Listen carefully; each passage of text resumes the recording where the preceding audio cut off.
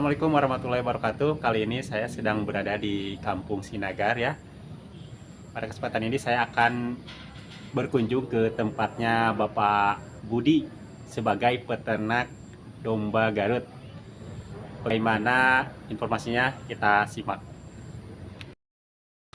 Baik, Sobat Nagut Farm, Sobat Ternak semua. Kali ini saya akan ngobrol dengan salah satu pembudidaya domba di wilayah Nagrak Utara ya, di Kampung Sinagar. RT berapa Pak ini Pak? RT 3 RW 4. RT 3 RW 4 ya.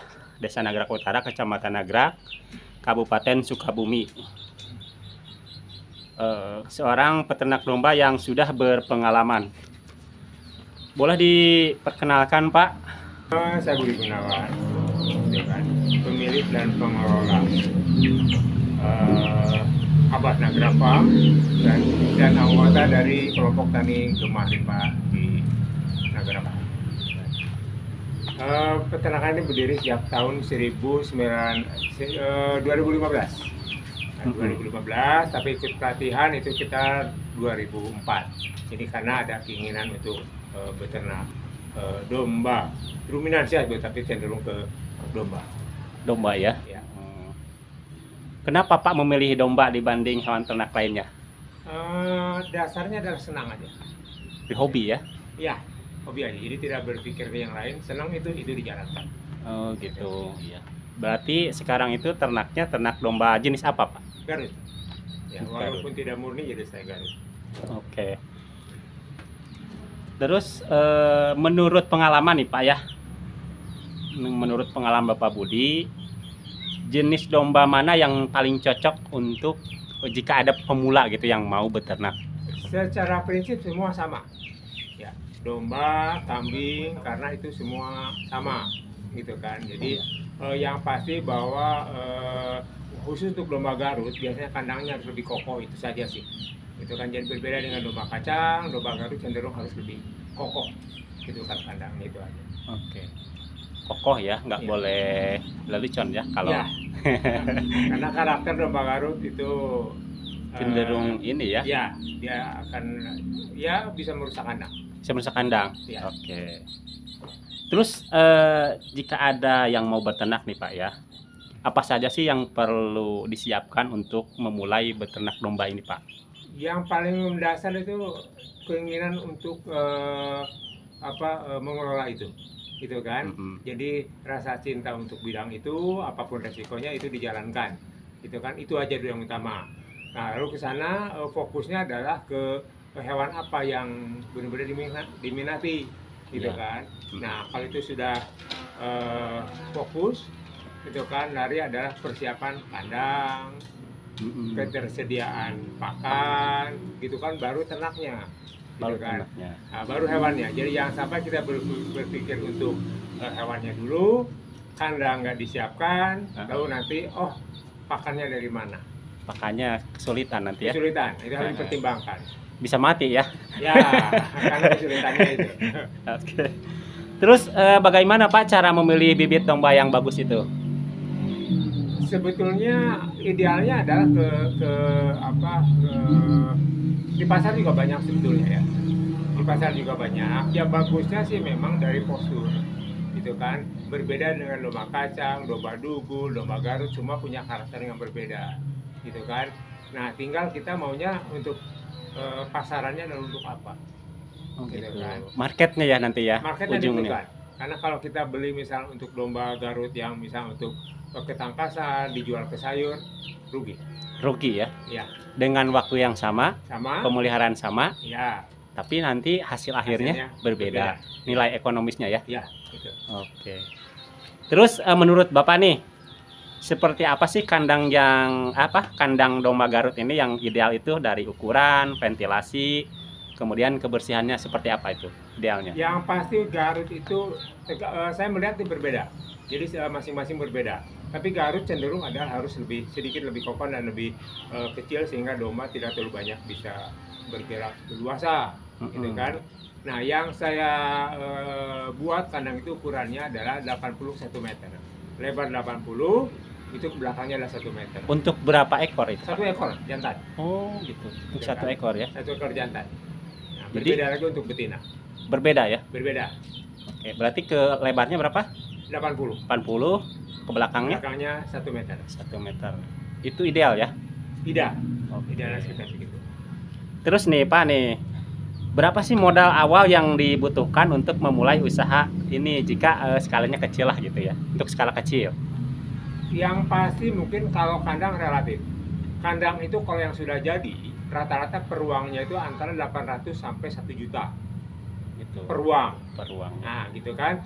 Nah, harga domba kalau untuk jantan itu untuk jejengger lah. Itu kisaran yang muda ya, bakalan itu kita 2,5 juta.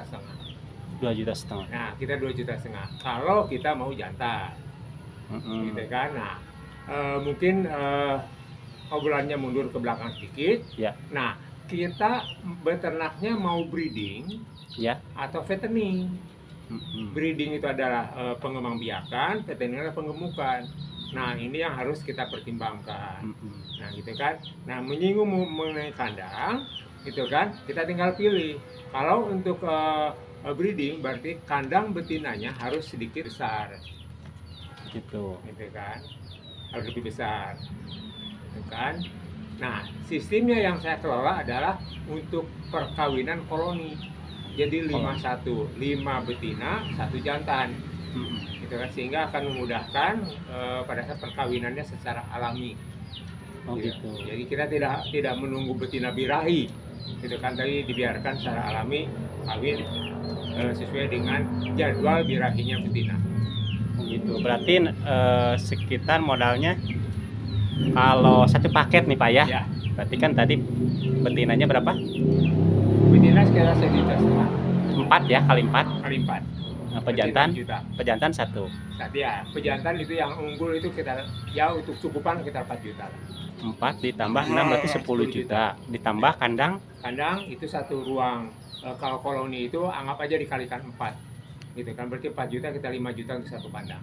berarti sekitar 15 juta ya untuk 1 paket 1 paket Ya. untuk pemula ya. pemula. Oke, sementara Pak yang ada di kandang Bapak ini jenisnya kandang apa aja ini? Ada yang koloni, ada yang individu. Oh, Jadi 2 yang 4 kandang koloni, ya. gitu kan, sisanya adalah individu. Untuk arahnya madepnya kemana Pak? Bagusnya matahari pagi. Oh, Tapi berarti ya, ke timur ya? Ya, tapi kadang-kadang kita bisa mengarahkan. Nah, minimal atapnya tinggi sehingga sirkulasi masuk, itu aja. Karena kalau kita ngejar-ngejar matahari juga sulit, gitu Oh, kan. gitu. Oke, oke. Dikondisikan saja. Dikondisikan sesuai tempat ya. Tepat. Oke. Terus Pak, kalau budidaya domba itu pasti kan biasanya sudah dikawin ya. Ya. Itu umur berapa Pak si domba tersebut itu mulai dikawinkan? Yang saya tuh jantan idealnya 2 tahun Jantan 2 tahun. produktif untuk kawin. Ya, Betina itu adalah 1 tahun. betina 1 tahun. Ya, jadi kalau kawin terlalu muda, khawatir hasilnya. Karena saya pernah ngawinkan muda itu anaknya kecil atau keguguran karena belum siap. Nah, kalau misalkan untuk pemula nih, Ya. bagusnya ngambilnya induk apa lepas apa sih kalau nyusu tuh? Lepas sapi. Heeh. Tapi kalau sapi itu nunggunya lama. Oh, lama ya. Ya, sekarang sapi itu anggap 3 bulan, 4 bulan. Berarti kalau nunggu itu dikawinkan lagi itu mungkin kita 7 bulan. Oh, harus ada apa kayak waktu ya? Ya, ada waktu, gitu kan. Jadi lebih baik mencari adalah yang siap. Indukan yang siap. Ya, darah lah. Darah. Ya, Oh. itu 1 tahun. Siap. Terus berapa lama Pak masa bunting domba itu? Dan biasanya beranak berapa ekor? Kalau domba Garut itu ya? Hamilnya itu buntingnya itu 5 bulan. 5 bulan. Ya. Mengenai anaknya relatif ya, tergantung turunan. Ada yang 2, 3, malah 1. Nah, 1 ya. Iya. Yang paling bagus berapa Pak? Kalau untuk ini 2 cukup ideal. Karena kalau 3, walaupun senang karena anaknya banyak, itu rebutan Rebutan ASI ya? ASI. Gitu kan. Nah, kecuali kita punya waktu ekstra memberikan susu tambahan. Susu Nah, tambahan. itu nggak jadi masalah. Susu pabrik Iya. berarti ya? Ya. Oke. Terus apakah untuk domba itu sendiri perlu nggak bantuan khusus saat melahirkan itu? Beberapa kali saya menjadi bidan. Jadi bidan ya? Ya. Jadi paraji? Ya, jadi bidan. Makanya kalau punya ternak mau tidak mau harus siaga. Siaga ya? Ya harus siaga, peternak harus siaga. Pada saat susah, tarik. Oh gitu. Gitu kan, ditarik. Tidak apa-apa ya? Oh nggak apa-apa, aman. Aman? Iya, Oke. nggak apa-apa. Jadi pada saat kalau udah kita berkecimpung di situ, kita akan tahu, oh ini mau melahirkan, dari suaranya juga ketahuan. Oke. Di tengah malam siap. Siaga ya? Ya. Nah Pak, itu kan tadi sekilas tentang budidayanya ya. Terus kapan sih waktu yang tepat untuk menjual domba itu Pak? Kalau hitungan bisnis ada breeding and fattening, berarti kita jangan mengikut waktu. Cuman kalau puncaknya memang ada Idul Kurban. Idul Kurban. Nah, tapi kalau kita udah hari bisnis, pasaran itu ada aja. Untuk akekah, pasaran untuk sate, dan sebagainya, itu untuk pesta, itu selalu ada. Selalu ada. Selalu ada. Jadi targetnya kita kalau mau bisnis beternaknya, kalau mau sedikit ya mungkin larinya adalah untuk Idul Kurban. Berarti larinya ke fattening 3 bulan ke 4 bulan sebelum Idul Kurban. Nah, sehingga waktunya tidak terlalu banyak mengurus. Nah, tapi kalau kita ingin tiap saat ada pendapatan, ya jangan berpikir untuk kurban. Untuk APK, untuk ke pasar, untuk kemanapun juga jalan. Walaupun nilai rupiahnya berbeda dengan Idul Kurban, tapi jalankan. Oke. Bisa gitu ya? Ya. Tanpa harus menunggu hari raya ya? Ya, betul. Oke, siap. Terus kalau domba dijual, terus bagaimana nih strategi pemasaran agar bisa dapat harga bagus? Sebetulnya kalau daging itu harganya standar ya. Ya, harganya standar. Berbeda dengan domba ketangkasan, ngelihat dari postur. Ya kan? Nah, jadi kalau untuk yang hobi untuk beternak, kadang-kadang kita nggak ngelihat ditimbang, tapi ngelihat posturnya bagus, ya di situ transaksi bisa berjalan tanpa melihat harga satuan kilo. Yang penting yang beli itu suka gitu Suka, ya? apalagi kalau untuk pamacek. Oh ini bagus, harganya bisa tinggi. Buat pejantan? Pejantan. Berarti nggak ada tolak ukur atau standarisasi harga? Tidak. Tidak ada ya? Secara prinsip tidak ada. Jadi kalau misalkan si pejantannya kelihatan menarik oleh si pembeli itu, bisa tinggi. Berapapun harganya itu nanti bisa apa, deal-dealan ya? Iya. Oke.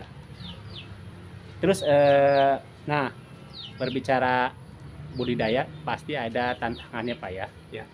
Nah, apa sih Pak tantangan terbesar dalam budidaya domba itu sendiri Pak?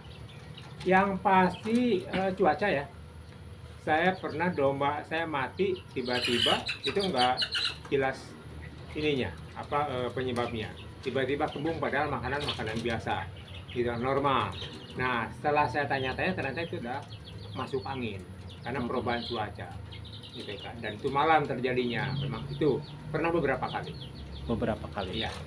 Selain dari itu ada lagi nggak Pak? Tantangan misalnya dari pakan atau perawatan? Pernah beli pakan dari luar, ya. Gitu kan, hasil dari luar sama kembung, gitu kan. Berarti tidak cocok, sehingga kalau kita beli dari luar itu harus benar-benar diseleksi, ya. Gitu kan. Oke. Nah sekarang untuk tips nih Pak nih, Ya. Tips sukses untuk pemula nih yang baru mau mulai usaha ternak domba seperti apa nih Pak tipsnya? Yang pasti semangat ya, jangan mundur pada saat ada kegagalan sekali, gitu kan. Jadi pada saat kegagalan, penyebab kegagalannya apa, itu aja dipelajari, maju kembali. Ya.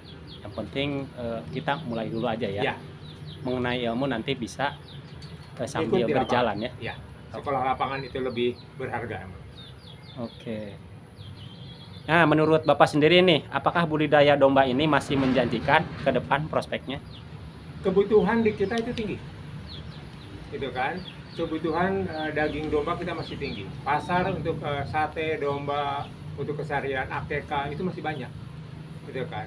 Jadi kalau hitungan itu kita masih kurang. Masih kurang. Makanya kalau berdasarkan catatan kita masih mengimpor daging domba. Masih dari luar ya? Ya. Untuk wilayah Nagrak Utara aja masih kurang ya? Sebetulnya masih kurang. Masih kurang. Ada perputaran ini. Dan yang pasti bahwa tambahan kita beternak pasaran mau kemana? Karena beberapa daerah itu justru tidak menyukai daging domba. tapi adalah daging kambing. Oh gitu. Nah, jadi kita harus lihat. Jadi kalau kita mau menjualnya dalam misalnya ke daerah Jakarta, Tangerang, Bekasi, berarti kita harus menyiapkannya daging kambing. Karena kalau kita beternak daging domba untuk jual ke sana nggak akan laku. Oke. Nah, sekedar informasi ini buat para pemula ya yang mau misalkan bergelut di bidang budidaya domba ini. Berapa sih Pak luas Bapak ini dalam beternak domba yang sekarang ini? Untuk lahan rumputnya aja nih sekitar 3.000. 3.000. Ya, itu 3.000 itu di kebutuhannya adalah untuk sekitar 36 ekor, 40 ekor domba. Jenis rumput apa Pak yang ditanam? Odot yang saya kelola. Odot. Ya. Berarti untuk 36 itu butuh berapa kilo pakan itu setiap hari?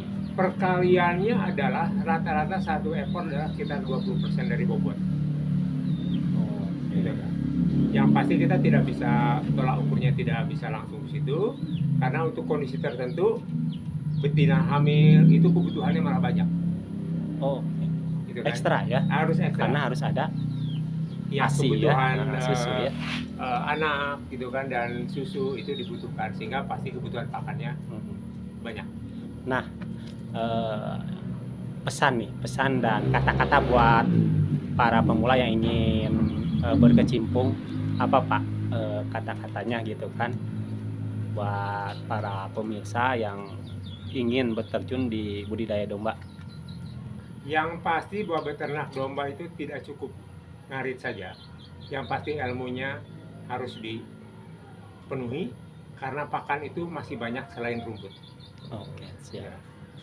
Oke, terima kasih Bapak Budi atas bincang-bincangnya, atas ilmunya. Semoga bisa menginspirasi sobat ternak semua yang pengen mulai usaha domba. Jangan lupa like, share, dan subscribe kalau konten ini bermanfaat. Sampai jumpa di episode berikutnya. Terima kasih Pak. Sama-sama.